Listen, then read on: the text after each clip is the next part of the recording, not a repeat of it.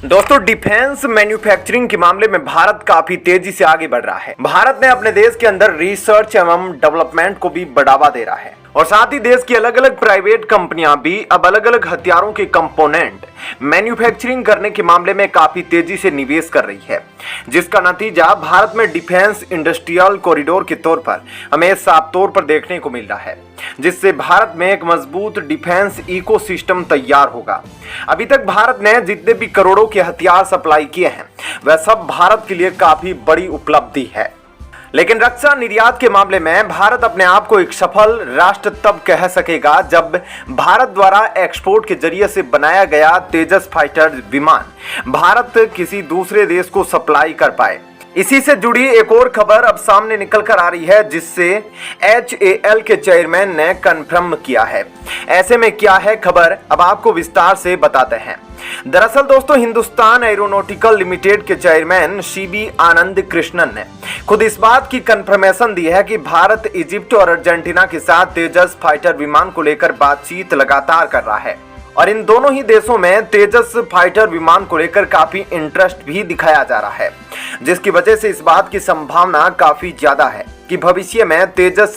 Jets को लेकर कोई बड़ी डील साइन की जाए, जो भारत के लिए रक्षा निर्यात में अब तक की सबसे बड़ी सफलता होगी। बता दें कि इजिप्ट और अर्जेंटीना दोनों ही देशों को लाइट कॉम्बैट एयरक्राफ्ट की जरूरत है, जो इतना शक्तिशाली हो कि उसका इस्तेमाल किसी हाई थ्रेट एनवायरनमेंट यानी कि मुश्किल माहौल में भी किया जा सके, जहां दुश्मन द्वारा विमानों पर हमला करने की संभावना काफी ज्यादा होती है,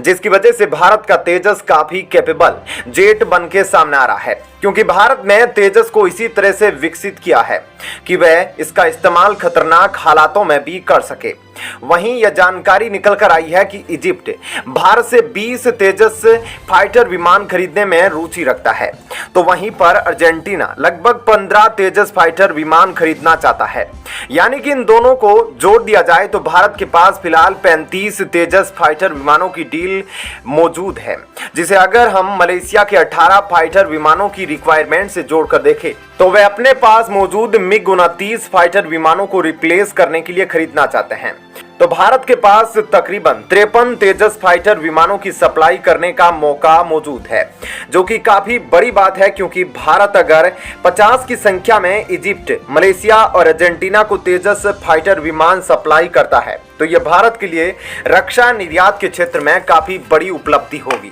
क्योंकि इन तीन देशों में भारत के फाइटर विमान इस्तेमाल किए जाएंगे और इनकी मेंटेनेंस से लेके स्पेयर पार्ट्स की सप्लाई में भी भारत को काफी फायदा होगा। इसके साथ ही आपको यह भी बता दें कि अर्जेंटीना ने पहले ही हिंदुस्तान एरोनॉटिकल लिमिटेड की फैसिलिटी में दो बार अपनी हाई लेवल टीम भेजी है, जिन्होंने तेजस फाइटर विमान को उड़ाकर भी देखा, साथ ही प्रचंड हेलीकॉप्टर का भी उन्होंने दौरा किया। इतना ही नहीं, अर्जेंटीना को भारत ने यह भी समझाया है कि कैसे अगर वह भारत से तेजस फाइटर विमान खरीदते हैं तो भारत इनमें से ब्रिटिश कंपोनेंट को रिप्लेस करके उन्हें सप्लाई करेगा, ताकि सेक्शंस का भी खतरा उन्हें ना हो। इसके साथ ही भारत के वायुसेना प्रमुख ने खुलकर यह बात कही है कि भारत तेजस मार्क 1A लड़ाकू विमान का निरीक्षण अगले साल से शुरू कर देगा। जो 83 विमान हमने खरीदे थे, उनमें से 73 विमान सिंगल सीट फाइटर वर्जन होंगे, जबकि बचे 10 फाइनल ऑपरेशन के बाद एडवांस डबल सीटर वर्जन होंगे। साथ ही उन्होंने तेजस मार्क 2 के लिए भी कहा है कि इनका प्रोटोटाइप तैयार होने के बाद 3 साल बाद इनका प्रोडक्शन भी शुरू किया जाएगा। ऐसे में अगर भारत इनका निर्यात करने में सफल होता है तो रक्षा निर्यात के क्षेत्र में यह भारत की क्षमता को कई गुना बढ़ा देगा। तो दोस्तों, ऐसे में इस खबर के बारे में आपकी क्या राय है, हमें कमेंट करके जरूर बताएं। और अब आपको बताते हैं ऐसी ही एक और बड़ी खबर। दोस्तों, हाल ही में फिनटेक के द्वारा किए गए खुलासे में बताया गया कि भारत का एशिया पर कब्जा हो गया है, क्योंकि भारत ने एशिया के सभी देशों को इसमें पीछे छोड़ दिया है और यहां तक कि पाकिस्तान भी उससे पीछे रह गया है। इसके अलावा और पाकिस्तान और अमेरिका की डिफेंस मीटिंग हो रही है और अमेरिका की नजर पाकिस्तान की न्यूक्लियर बम पर है, जिसके बाद UN की न्यूक्लियर टीम पाकिस्तान पहुंच गई है और अब वह पाकिस्तान के न्यूक्लियर बम को कब्जे में लेने की पूरी तैयारी कर चुकी है। क्या है पूरी खबर, चलिए अब आपको विस्तार से इसके बारे में बताते हैं। दोस्तों, अमेरिका इस बात को जानता है कि पाकिस्तान उसके लिए तबाही बन सकता है। ऐसे में अमेरिका इस बात से डरता है कि कहीं उस पर वार ना हो जाए। इसका मतलब सबसे बड़ा कारण ओसामा बिन लादेन है, जिसने अमेरिका में घुसकर ट्विन टावर को उड़ा दिया था और बाद में वह पाकिस्तान में पाया गया था। इसलिए अमेरिका डरता है, क्योंकि बहुत सारे ऐसे ग्रुप अभी भी पाकिस्तान के अंदर सक्रिय हैं जो अमेरिका के लिए मुसीबत बन सकते हैं। अमेरिका को लगता है कि कहीं पाकिस्तान में मौजूद न्यूक्लियर हथियार उसी पर इस्तेमाल ना हो जाए। देखा जाए तो इस वक्त पाकिस्तान की स्थिति काफी खराब है और पाकिस्तान की अर्थव्यवस्था संभलने का नाम नहीं ले रही और पाकिस्तान हर तरफ से डूब गया है। ऐसे में हर देश को सिर्फ यही चिंता है कि पाकिस्तान के पास न्यूक्लियर हथियार है, जो सभी देशों के लिए चिंता का विषय बना हुआ है। ऐसे में हाल ही में पाकिस्तानी सेना और अमेरिकी सेना की मीटिंग हुई और अब यूएन के न्यूक्लियर चीफ अपनी पूरी टीम के साथ पाकिस्तान पहुंच रहे हैं। ऐसे में ये पाकिस्तान की कुछ साइट पर विजिट करेंगे और एक हाई लेवल मीटिंग करेंगे अलग अलग देशों में। वैसे कहा जा रहा है कि ये सहयोग बढ़ाने के लिए आए हैं और अलग अलग जगह मदद करने के लिए पहुंचे हैं कि किस तरीके से पाकिस्तान की मदद की जाएगी। लेकिन ऐसा कहा जा रहा है कि इनके साथ 24 देशों के और भी अफसर हैं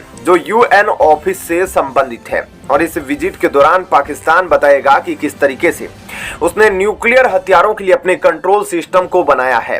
अपने हथियारों का कंट्रोल वह कैसे रखेगा। वैसे आपको बता दें कि 24 देशों में Algeria, Angola, Antigua, Bermuda, Argentina, Cambodia, Egypt, France, Ghana, Guatemala, Guyana, Honduras, Hungary, Iran, Libya, Palau, Poland, America, Uzbekistan, Vietnam और यमन शामिल है। ये 24 देश अब यहाँ पर उतरे हैं और यह मीटिंग खास तौर पर यह देखने के लिए हो रही है कि न्यूक्लियर हथियार पाकिस्तान के अंदर सुरक्षित है या नहीं। दोस्तों, जहां पाकिस्तान और अमेरिका के बीच यह सब हो रहा है, तो वहीं दूसरी तरफ भारत का अब पूरे एशिया पे कब्जा हो रहा है और इस बात का खुलासा कोई और ने नहीं बल्कि फिनटेक स्टडीज ने किया है। फिनटेक स्टडीज ने हाल ही में एक रिपोर्ट प्रकाशित की है और इस रिपोर्ट में यह लिखा है कि एशियाई देशों को हरा चुका है भारत और हराकर खुद पहले स्थान पर पहुंच गया है और इस इंडेक्स में सिंगापुर दूसरे और इंडोनेशिया तीसरे नंबर पर है, जबकि पाकिस्तान कहीं आसपास नहीं दिख रहा। बात दरअसल यह है कि फिनटेक ने कहा है कि डिजिटल क्षेत्र में जिस तेजी से भारत में विकास किया जा रहा है, उतनी तेजी से एशिया के किसी भी देश ने नहीं किया है। पहले ऐसा कहा जाता था कि भारत डिजिटल तौर पर आगे नहीं बढ़ सकता, लेकिन भारत ने बहुत तेजी से आगे बढ़कर ये दिखा दिया कि एशिया में टॉप का स्थान हासिल कर लिया है। चाहे पेमेंट करनी हो या ट्रांसफर करना हो, लोन लेना हो या वॉलेट का इस्तेमाल करना हो, डिजिटल बैंकिंग हो, इन सब मामलों में भारत ने एशिया के देशों को पार करते हुए टॉप की पोजीशन हासिल कर ली है। उन्होंने कहा कि भारत में अब हजारों स्टार्टअप हैं और ये अलग अलग सेगमेंट में काम कर रहे हैं। डिजिटल भुगतान के लिए भारत बहुत तेजी से आगे बढ़ रहा है, जिसमें साफ साफ दिख रहा है कि 10 से 15 मिलियन नए ग्राहक आ रहे हैं और ये भारत के लिए बहुत बड़ी उपलब्धि है। तो दोस्तों, ऐसे में इस खबर के बारे में आपकी क्या राय है, कमेंट सेक्शन में जरूर बताएं।